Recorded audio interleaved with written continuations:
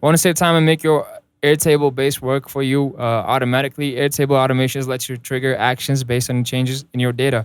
No coding really needed. So here's how to activate them. Start by opening your Airtable base at the top. Click on Automations tab. This will open the automation sidebar where you can create your first automation. Click Create an Automation, then get started.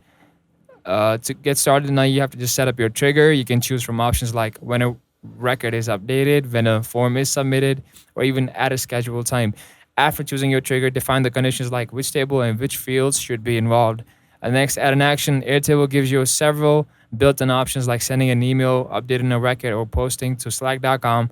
Select your action, fill in the details, and then test it to make sure everything works properly. Once your automation passes the test, simply toggle it on. Airtable will now run this automation whenever your trigger conditions are met. And that's it. Your automation is now live and saving you time behind the scenes. If you found this tutorial useful, give it a like, subscribe for more quick guides, and drop a comment if you want help with multi-step automations or integrations with other apps.